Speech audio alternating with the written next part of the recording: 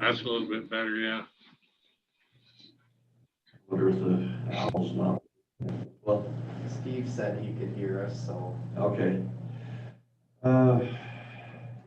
Proposed decision on Jura Holdings, which one of you wants? I agree with that one. Okay, So we have a proposed decision on property owned by Dan Siegel. The application was submitted by Jura Holdings LLC. Kent Bowie is the manager. The property is located north of 49th East, north of 49th North, east of Ammon Road, and south of Briary Highway, Bonneville County, Idaho. The proposed rezone was from C2 general commercial to R3 residential 3. The property is currently zoned C2. It has a mixed use land use, and it has had for the past 10 years. There are multiple residential used properties in the area. The water and sewer in the area is Falls Water, Iona Bonneville Sewer. They would be required to hook into those. Really the only thing that is unique about this finding is the fact that it is adjacent to other commercial zone properties. So there's a required buffer, which is detailed out in point F, and also along the arterial, that same buffer would be required. With that said, it's proposed based upon the above facts that the request of amendment for zoning ordinance from C2 general commercial to R3 residential 3 be approved. Any questions? you've got the standard conditions, lighting, things like that. Yeah, so that's indeed all the standard conditions. Any questions? No. Do you have a motion? Yeah, I've read through it completely when it was sent out earlier, and I would move that we approve the findings. Do you have a second? Seconded. All in favor? Aye. Aye. Okay, I'll pass this around for you to sign it, so you can get a signed copy of the decision. Okay, the next proposed findings of fact. Thank you. You bet. Is on Wheat Boys LLC, Dean Rammel. Oops. You have copies. On property located on the east No, I side. sent it to Kayla. Okay, I need a copy. Let me go get it. Oh, proposed. Yeah, I did read it, but I'd like to look through it now. Okay. We've been tied up this morning, so I haven't had a chance to read it. Yeah. So I'll just take a second to read it over.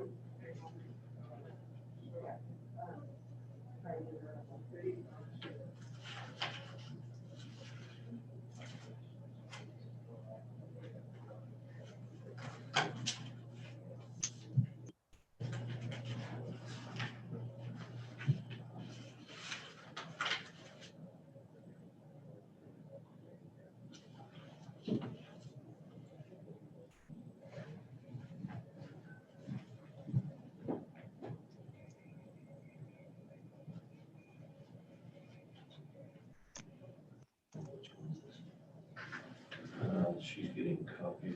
This one.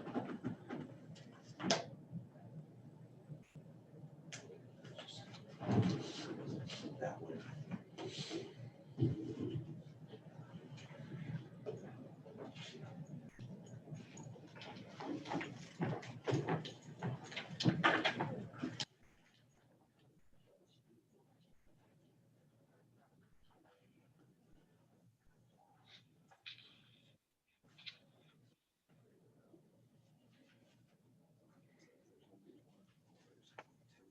There's all. You already have a copy, right? I've got the one you'll sign. Okay. Okay. Who is presenting this? I am handling this. Michelle Higgins. This is the application by, Eagle Rock Engineering on behalf of Wheat Boys LLC, Dean Rammel, for the zoning map amendment from HC1 to R3. The property is located on the east side of 35th East. and north of Beach's Corner and the Ryrie Highway. This is an unplatted portion of the existing master plan of the Freedom Acres subdivision. The rezone pertains to about 23.013 acres. The land use designation is mixed use, and there is a commercial land use to the south.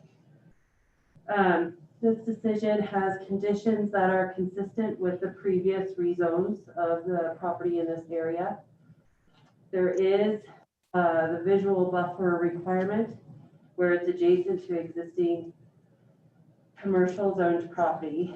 This decision has an additional condition regarding the requirements recommended by Public Works that a traffic study be performed on the area intersections to determine sufficient capacity. If the outcome of the traffic study determines that there is not sufficient capacity, then the zone shall be amended to an R2 designation, which allows for a little bit lower density. There is another condition which was in the previous three zones, stating that access permits would be provided from ITD, including turn and deceleration lanes. Based on the facts and findings that the zoning map amendment be approved from HC1 to R3, conditioned upon the outcome of the traffic study to find sufficient capacity. Are there any questions? Wonder what will the criteria be for sufficient? Or I mean, that will be based on. Part of that is going to be determined by the traffic study. If it shows in 10 or 20 years build out, if those number of cars planned for that increased density, there would be too much stress on that, those intersections, that they couldn't handle it. Okay, but what's the level that it would hit after the traffic study? Maybe Lance could answer that one. Yeah, So in the traffic study, if in the 20-year planning horizon, we get to a level of service D or below, Okay, but we're making the decision to go one way or the other, and that leaves it kind of open-ended. I'm a little uncomfortable with just having it open-ended on the traffic study. you want to make the rezone contingent upon the outcome of the traffic study then?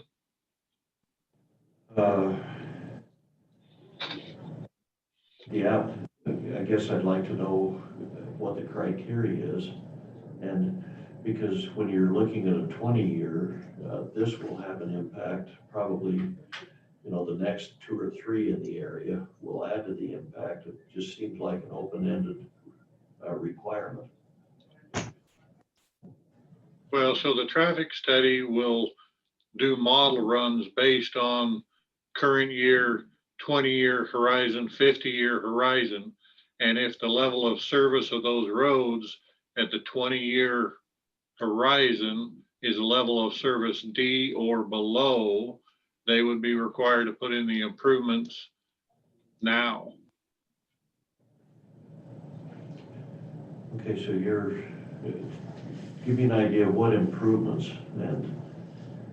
Well, it could be the acceleration, deceleration lanes in addition to half of the 5-lane arterial road.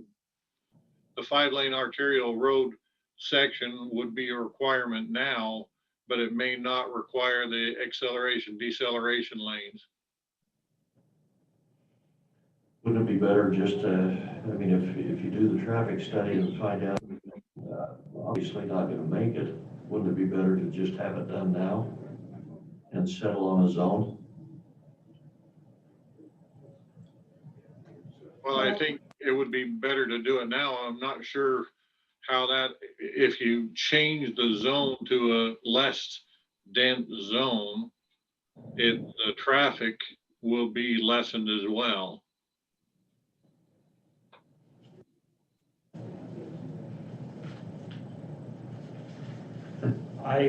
Mr. Chairman, yeah, I'll weigh in. I'm a little uncomfortable as well. I have not seen, I don't recall us doing one like this.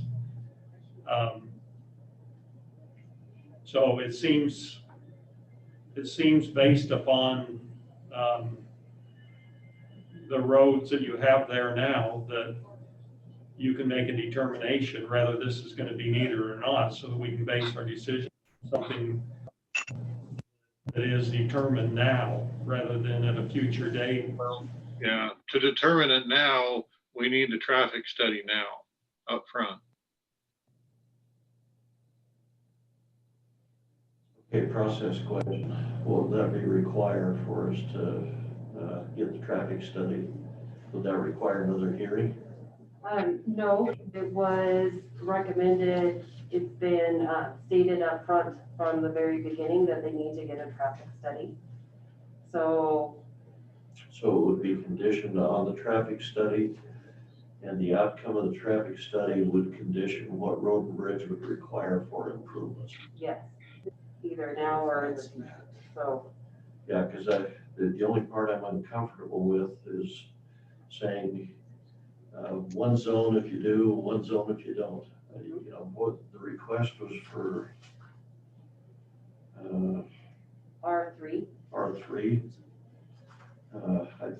I think we should consider it on the R3 with the traffic study to put the improvements. okay. So where would that be changed in this? So we could,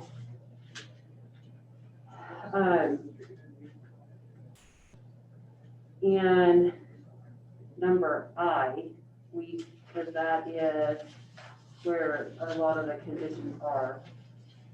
You could change number 11. The developer shall have a traffic study performed on the area intersections which shall be reviewed and approved by Public Works to determine if, let's see, if the, and then proposed R3 zone, if the outcome of the traffic study determines that improvements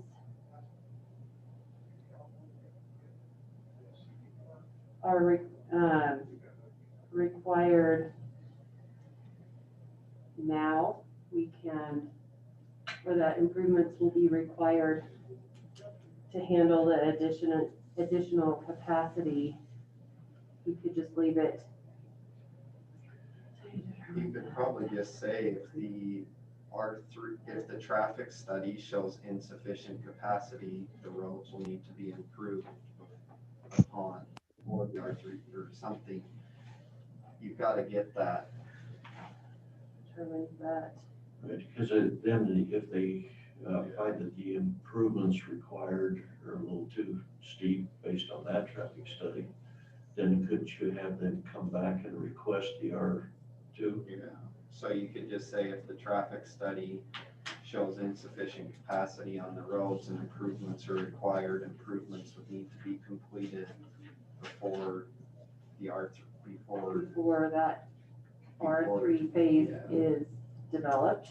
if not, then they come back and down zone. So a question, so that I can clarify, they never requested R2. Correct. No, they were asking for R3. Well, I'm not sure why we're going this way then. Yeah. So what proposed language have you got that we could change that? Okay, so, Consider it? This is Steve. I might make a suggestion.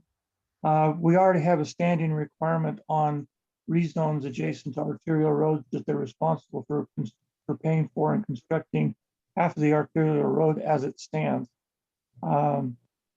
That's all that we would be able to require them to do on this development, would be responsible for their half of the road improvement, which is what we've done on most of the other subdivisions and rezones we've done in the last year. The only question that we have is there a necessity to have turning lanes? If they're responsible for half of the road construction, it would be a 5-lane design, which would have incorporated into it half of the turning lane in the middle of the road.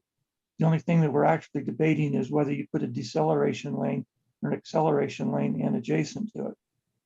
I think that's something that we should be able to address without going to a study, because the anticipated load that we're going to have for incoming traffic, the speed of which they're coming onto the road, and given that's a portion of the state highway loop, I think we should just make a decision that the turning lanes, deceleration lanes are a requirement at this time based on the fact that it is a arterial road and it is a state highway portion of the road. I'd be more comfortable with that, just so they have surety right up front. Okay, well, that, Because looking at that, where it is a state highway and the speeds of the traffic coming along there, I think you are gonna want them to enter and exit safely. So they, just so we understand what we're considering, the requirement would be to build the half arterial section, 5 lanes, with an accelerator and a decelerator. Last, If you want to require that, that's fine. I didn't know whether or not you could just straight up require that, or if it would take a traffic study to justify the extra work. I would prefer requiring it, and where they haven't done the traffic study, have them do the traffic study, and if they can show that it's not required, then backing it off. Is that possible? At minimum, I would recommend we look at the acceleration, deceleration lanes and decide whether we want to do the 5-lane portion of it right now and maybe postpone that, because I think that's what we're going to be looking at on some of the other subdivisions. If it doesn't really warrant the development of those roads, that's kind of a decision that should be on your part. Half the 5-lane road. We need those sections I think, as they get developed. I agree. That's something we've learned over the years. We need to get those improvements, otherwise you end up with a big problem. So the question will be whether to include the acceleration and deceleration lanes along with that.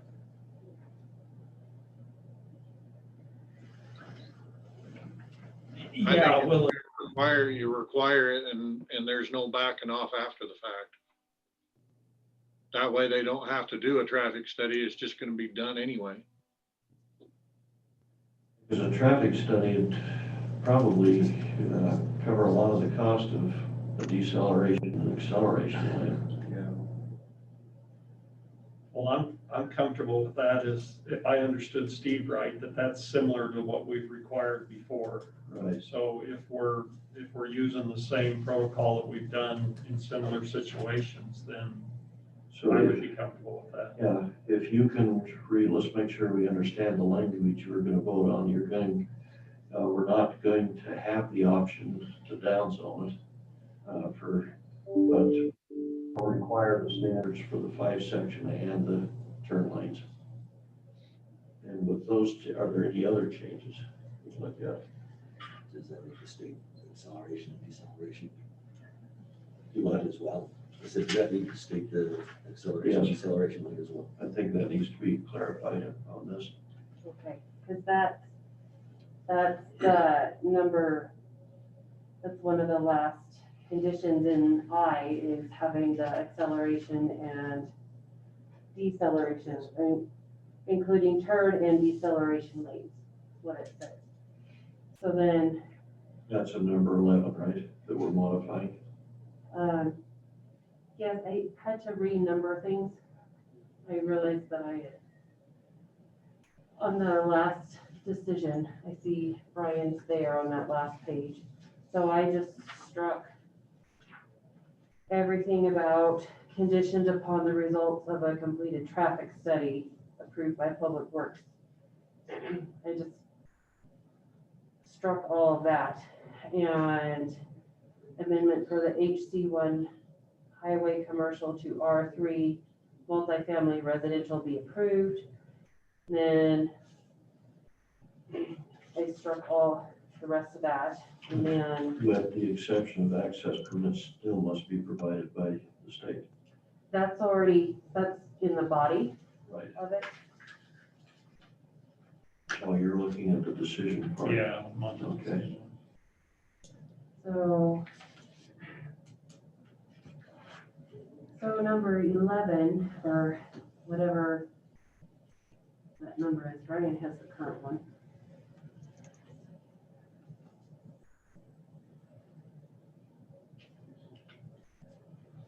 So I'll tell you what, the whole section Yeah, we've got to rewrite this.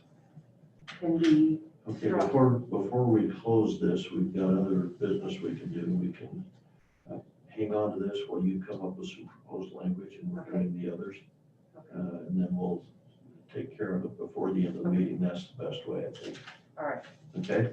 And get us a copy of that, so okay, we'll kind of, to sign that. All right, okay. Okay, the notice of public hearing for vacation of the right of way, is that yours, Lance? Yeah, I'm gonna actually let Shane do this and I'm gonna share the screen here. We've got a PowerPoint for it. Let me start by opening the public hearing then. Notice of public hearing, the Board of Bonneville County Commissioners will hold a public hearing on March 3rd, 2021 at 10 a.m.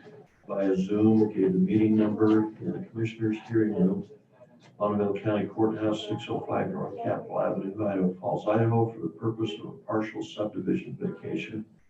General location is a portion of Lot 1, Block 1 in Bit O Heaven Subdivision in Bonneville County, Idaho, located south of 21st South and west of 60 East.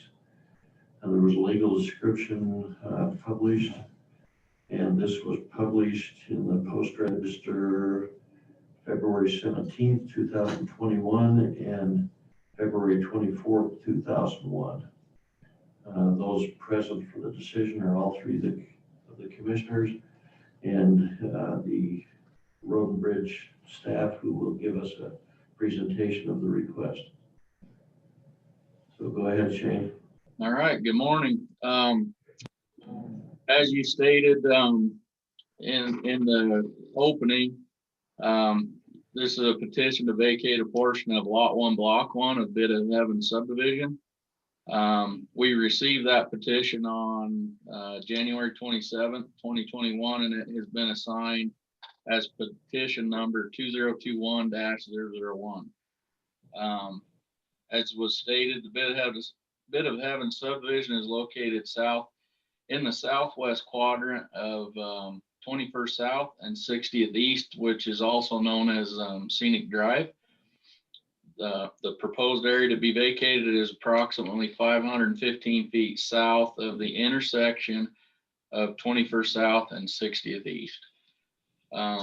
This petition is brought forth by Michael Denning. He's the owner of Lot 1, Block 1. The current address is 2202 South, 60th East. Purpose of the vacation is to assist the adjoining neighbor, Jared and Rachel Stowell, their properties to the south, and they're trying to comply with minimum road frontage requirement in order for them to be able to build on their lot, which is currently in the neighborhood of, can you go to the next slide, Lance? It's roughly 9.5 acres is what they're trying to build a home on, but they're limited by the road frontage. The notice of intent was provided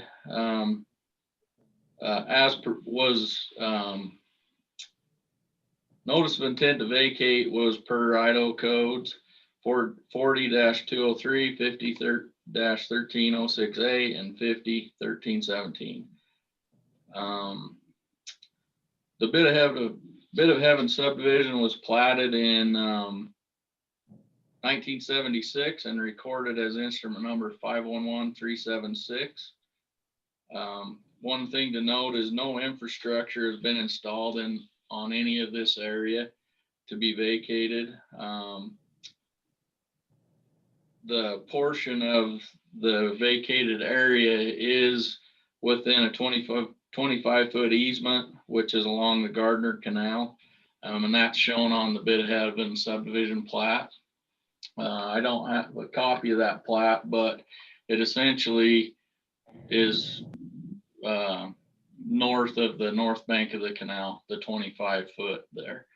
So if we look at, go back one slide. So if we look at this slide, that orange star is the area that they're proposing to have vacated. And as you can see on this exhibit, they currently have 77.95 feet of roadway frontage, and they're going to gain 25.04 if this is approved, which would put them at 103 foot of roadway frontage along 60th East.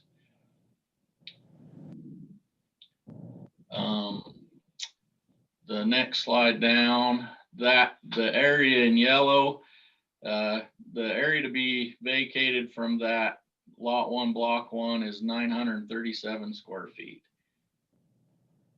in order to obtain the 103 foot of roadway frontage. So with that, that's simply what it is, what they're proposing to do there. The intent, if it is vacated out of that subdivision, would be to deed that portion to Jared and Rachel Stowell so that they can combine that into their parcel, therefore complying with the planning and zoning ordinance so they can build there. Are the Stowells here? Okay, hang on. You got a Mr. Chairman, question? can I ask a question? Uh-huh. Oh, thank you. I wanted you to go back to that map. Can you show me on there where the vacation is? That orange star that you see on the map there is where this vacation is going to take place. It's that corner between the canal and his platted lot actually comes down into that. That's essentially the area right there that Lance has drawn in. So We'll follow up. So they'll come in and cross the canal? yes, that's their intent. Right. Their intent is to install a bridge right there to access the property. Okay, thank you. Do the Stowells wish to speak to this or a representative? No. State your name and address. So Jared Stowell, 5858 East 60th or whatever that address is right there. We just purchased it. But yeah, no, I think you guys have gone over exactly what we're proposing. So we've worked with Mike to vacate that small sliver just so that we can. And you've got an agreement for Mike? Yeah, we've done all of that. We've gone through that process, had it resurveyed. We've done the quitclaim deed portion of it, so that's done, and we just need to work on vacating it from the subdivision so that we can have it done. So just to be clear, for Shane, this is not a vacation of a road right away. It's just a vacation of a plat and. Yes, Mr. Chair, this is only the portion of the lot. It's not any public road right of way. It's only vacating that portion of the lot 1, block 1 owned by the Dennings. Okay, are you here for this? Yeah, just on the neighbor, State your name and address. Gary Smiley, 2360 South, 60 East. So, the land on Scenic, just south. And I'm here because I was wondering how it's going to affect our property, and it doesn't look like it is at all. Okay.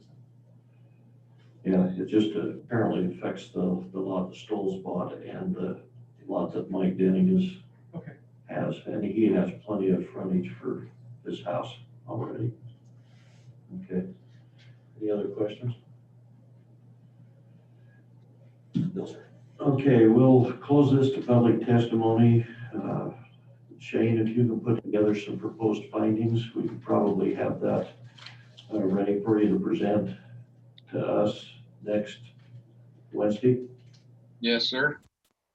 Okay. All right. Roger, I have one question. Do we have all the right-of-way issues dealt with on this property where it's not platted? For the The road? right of way along there doesn't seem to be affected, Steve. The right of way isn't affected because the Stowells own up to, so this plat is a little bit interesting in the Bit of Heaven plat. Can you go to can you pull up that plat, Lance? It's on the J drive. That's on the J. Yeah, it's on. We'll show you one more thing Which- there. The plat here. Yeah, yeah. Okay, so as you can see on, Let me share this again. oh, sorry. Now they should be able to see it. Okay, if you can see that, the road right of way has been taken along that whole piece of the property there, all the way down. So, Mr. Smiley's property is lot 2, block 2.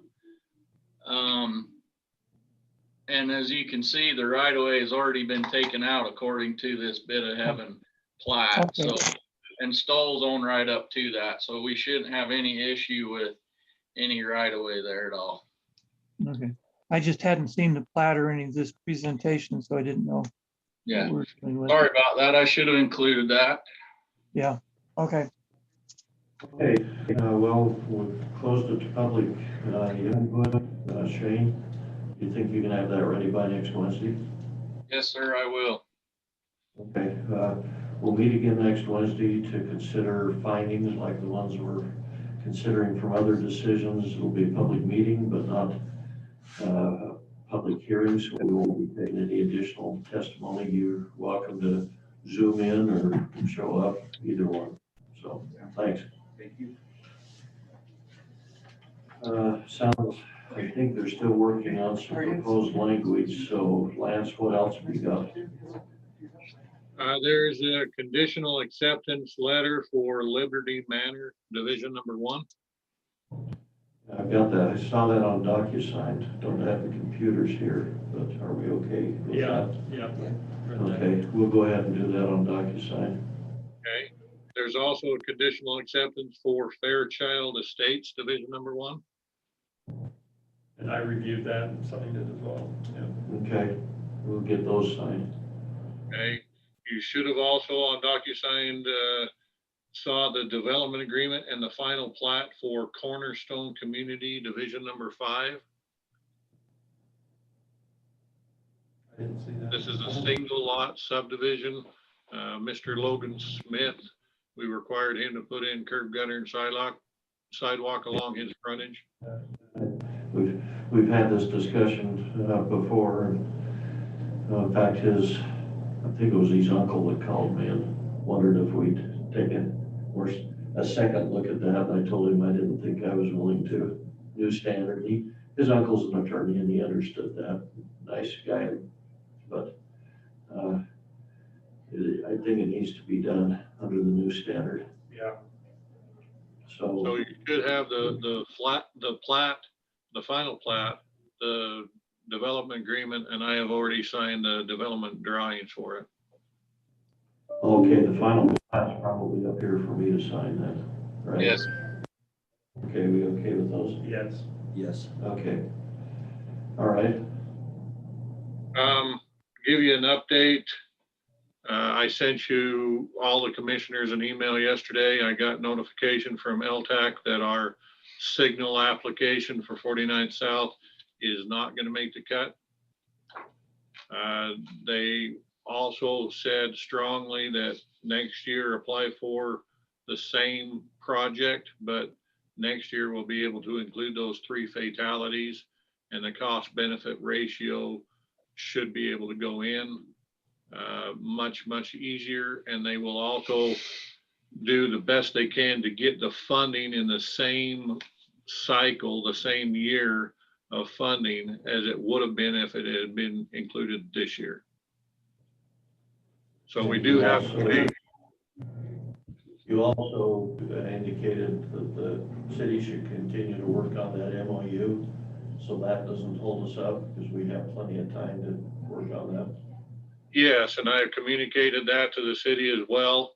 I do want to discuss with you at a different time frame what they have as the joint powers agreement versus the MOU that we were kind of expecting. But that can not be quite as critical in time frame right now. Okay. We'll maybe walk through that next week's road and bridge, Okay, just so you've got a feel for where we may be willing to accept that. okay.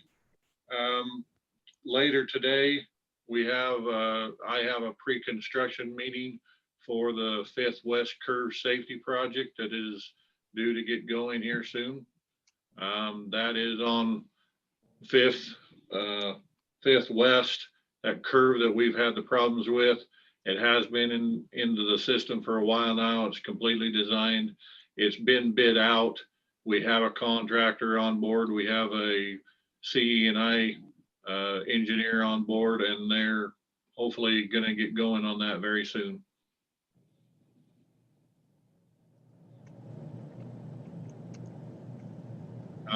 I also want to have a discussion with you about, so I've gone back and forth with JUB engineers a little bit about 45th East.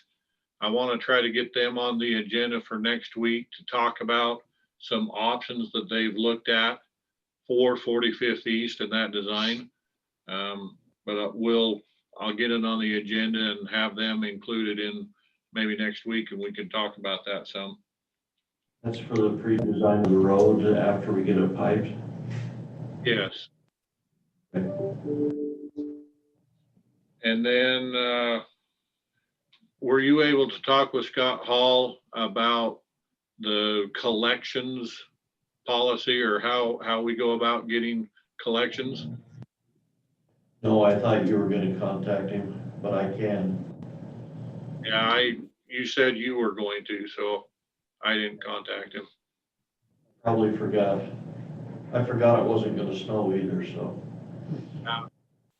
Well, if you will reach out to Scott and just ask about the collections methods that the county has to use. I do have a list of those with outstanding accounts now. Okay. And then I don't know if you were able to talk with Brad Clements at all about radios. I did, and he said he was pursuing it. Did you hear that? I did not know. I talked to him, he said he was pursuing it. I'll check with him and see where it's going. Okay. If you will let me know what you find out, I would appreciate it.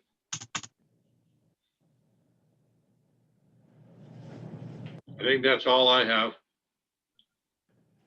Okay. Let's go back to the Sweet boys. Sweet Boys and tell us what changes you made. All right, Michelle Hagan, Assistant Planner. So the changes that I made were in conclusions.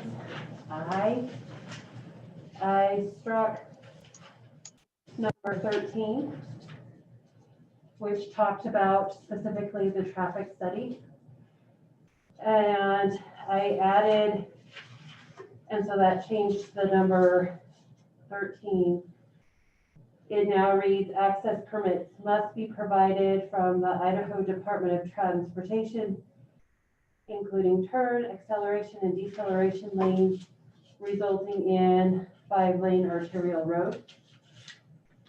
And then the last change was in the decision.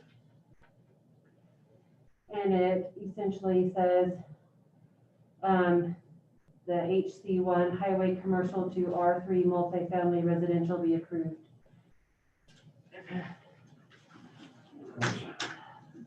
what I recall. I think you have to do some more changes in the first part of what was listed as number 11. So did you delete 11 in its entirety or? Yes, Okay. did.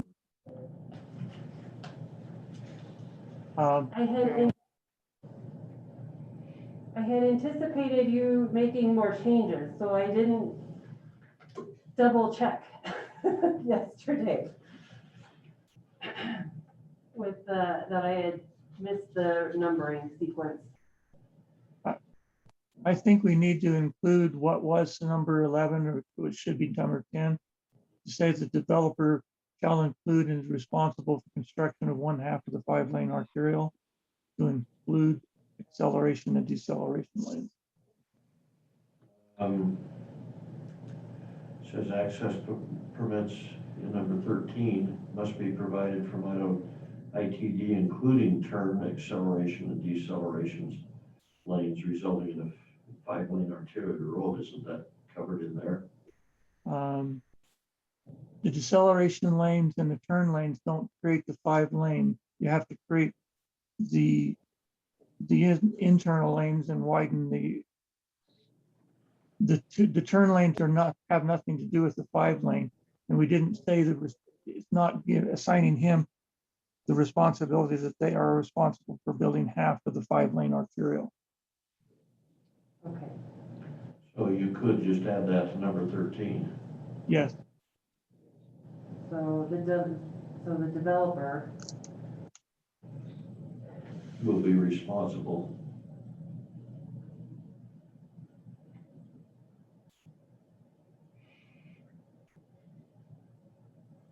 responsible for, for construction on 1/2 of the 5-lane arterial road. construction of 1/2 of the 5-lane arterial. And acceleration and deceleration lanes. Do we want, should we make that 12 and then keep 13 the way it is? Because that talks also about getting the permits from Well, ITD. I'd make 13 12 and then make this the new 13. And with this one, okay. Well, you've already got a 12. It's just adding a 14, that's all. Yeah, you add, I'd We make add 13 14 and then put 13 in ahead of it with that language. All right, I will do that. Okay, with those conditions and changes, we have a motion.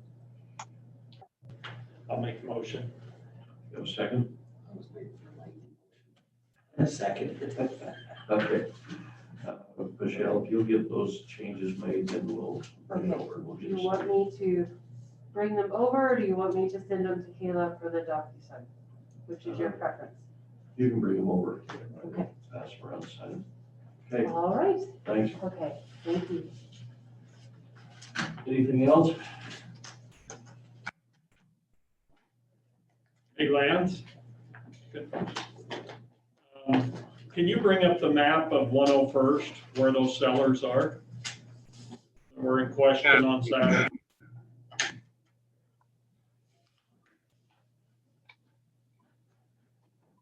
Might take my map a little bit to get there. I want to make sure I'm clear if he ever tries to do that again. I got a text on Saturday about some potato sellers up on Foster Road that were not able So to. can you see that now? Yes, So here's 101st. We usually plow down to here. The sellers are clear back in here. yeah, yeah. So the windmills, that's in there by the windmills and stuff, right? Correct, yeah. Yeah, South, about a mile south. I've hauled seed spuds out of those cellars before. But that is public road all the way to the cellars. It's a public road to right to here. Oh, What is it from there on? From there on, it's supposed to be, let's see. Let's see if I can grab it. can you put the aerial or the terrain on? I don't have a terrain, but I have a aerial. Hopefully it'll pull up here.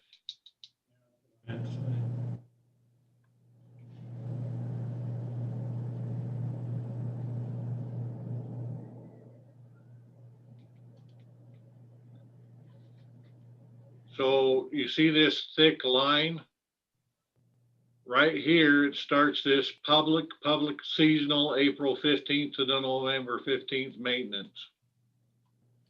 So it's a summer maintenance road past here. It is a public road. But this is where we stop plowing in the wintertime when we have a chance to get back to it this stretch. Usually we stop about here because this is where the public and where the school children are.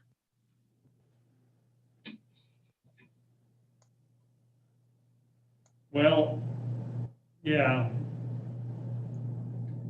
I don't know, I guess I just, So here's his cellars. yeah.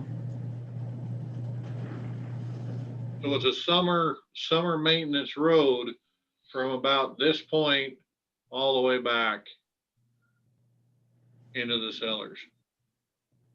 I've got a bit of a problem with that. If the county gives Foster's a permit to build potato cellars back in there, I don't know how we could not plow to them. And it is a county road. We should be plowing to those all winter. Otherwise, we should not have given the permit to build them back there. Ag use Steve is- stuff doesn't require road frontage. I can build aggregate use anywhere on my property. Say that again? The agricultural use buildings and facilities, none of those have a requirement to have road frontage. Ones that require road frontage are residential lots, living units. I have multiple farms that are out there that have infrastructure on them that are nowhere near public roads. True. When did you build those cellars? When did he build Yeah. them? Oh, it's been 20 years ago. Okay, so it's not a surprise to him that that's a seasonal maintenance road. So they were aware that it was a seasonal maintenance road, yeah, before they built them. They've been aware of that fact for a long time. We didn't even pick up that first part of 110th and still the homes started being building in there. So do we allow him to plow that road to get back into those cellars? When it's a winter maintenance road, as long as he doesn't destroy the road, we've allowed people to do that. And you usually do that by agreement. If they destroy the road, they have to fix it. Right. There has never been, I don't believe there has ever been a formal agreement for them to be allowed to plow the road. I know they just have for many years. Well, we probably need to get a formal agreement. And I back off of that we should be plowing, and Steve's right. What was your text message? Oh, he just texted me on Saturday and said that the operator was there and refused to plow into the cellars. But he told me it was 115th, so he misrepresented a little bit which road, which maybe was just an error on his part. And as far as, I guess the other side of the story too is it wasn't Dave Chappell talking with the operator, it was one of the ranch hands. And evidently the ranch hand wasn't able to communicate very well in English. And so there may have been some challenges there as well. I don't think we've ever had a problem with them plowing to get into their cellars. It's just when they damage it, and then expect us to fix it. I think that's part of the issue we had up on Blacktail. Yeah, You know, we probably need to get a formal agreement with them if they're plowing it, so that we are covered if they do damage it. Don't we have an ordinance that says that public is not allowed to open, the public is not allowed to open closed roads that are closed by the county? Well, we never put a road closed on this road, Steve. Okay, all right. no winter maintenance. Does it say no maintenance beyond this point? I will have to check on that. Normally, we have those signs that says no maintenance after November 15th, but I will have to Seen check. those. Heard me, so that's why I wondered if there was one out here. Didn't we sign a maintenance allowing the wind guys to be able to open up the road?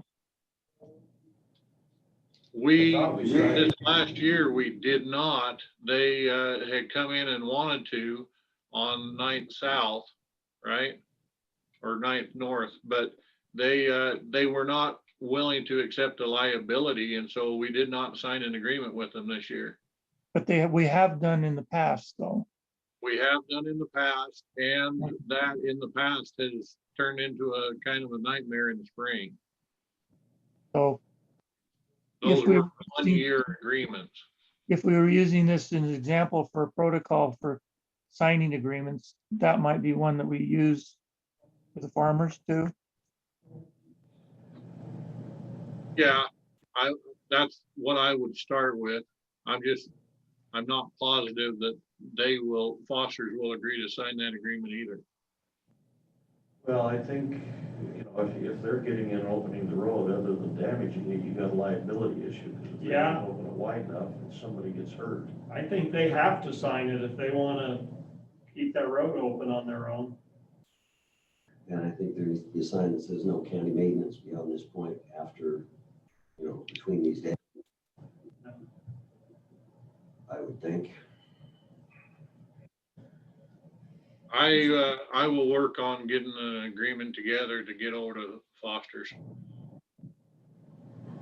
And, this came to light because of what he requested from us right in the middle of a bad snowstorm, that all of a sudden the commissioners became aware that he didn't have an agreement to keep that road open. And if they're keeping it open, why was he demanding your operator to open it? I think it comes down to the fact that the tractor he uses to open it was at the sellers. And your plow was at the end of the road. Didn't we run into the same problem on 105th though, or 115th? When they went in and got in on too early and damaged it? Well, on 115th, it was a little bit different, but it was along the same lines. But on 115th, with those dugways in there, we make very sure that nobody is allowed to open those roads up because of the damage that will be done to the dugways. But part of the solution on that was to get, I thought it was to the wind area. We made the wind people upgrade the road to where we would maintain it in the winter. And we tried to get them to do it from that side on Blacktail to their sellers, and they wouldn't do it. Foster's would. Is that the Correct, same? yeah. And they got on it before it was dry enough and damaged the road with truck traffic. Right. Yeah.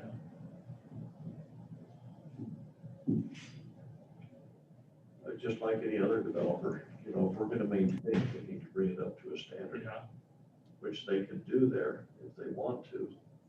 And then we could just plow right in there and maintain it. Because you got your base issues and everything on that. Yeah. Good luck with that one. I guess the difference, Steve, is you're right. There's a lot of sellers that are way off of public roads. Of course, we don't plow in, but I guess if we give a permit that's on a public road, Maybe they need to know in advance that there's no winter maintenance on that road, and maybe you already do that. Do they even have to file for a permit for those sellers? They have to get a zoning permit for them. I'm just gonna make that there were no permits issued for them, but I can't swear to that. That's kind of what I remember, is they never got a permit Probably not. I mean, it was a long time ago, frankly. under Foster's. Yeah, We have a couple of free spirits out there. yeah. Just take off. Got them? Yeah. Okay, we'll go ahead and sign these then, and get them out. Printed two. I figured you would. Thanks, Lance. The good news is all the roads are thawing pretty well this week. And it's not gonna snow. Oh, I keep writing that in minutes, Commissioner, and it just keeps happening, so. And you put the developer will be responsible for construction of 1/2 of the 5-lane arterial. Which is what we can enforce. But can't we request or make part of this acceleration and deceleration? sometimes get me in there too. Because that's, That's not part of the 5. That's in the next bullet point, or? I had, isn't that, It's gonna be enforced. I think it needs to include the 5 lanes and, 5 lanes in that? Did I not put that? you just got responsible for 1/2 of the 5-lane arterial roadway and No, acceleration. it's on my computer. Okay. So just add that, we'll be fine. You can email it, Yeah, Okay, then we can- DocuSign it. or we can talk. All right, so, I thought you were just doing it here. no, it's fine. We need to. 5 lanes. Acceleration and deceleration. 114. Okay, because I have acceleration and deceleration lines on 13 That's But permanent. But I'll Never also add it. responsible for those, on that one. Okay, but they'll give us on the. Alrighty. Yep, they'll say, well, we got the permit for it, but you didn't say we had to build it. Right? Okay, thanks, guys. All right, thank you.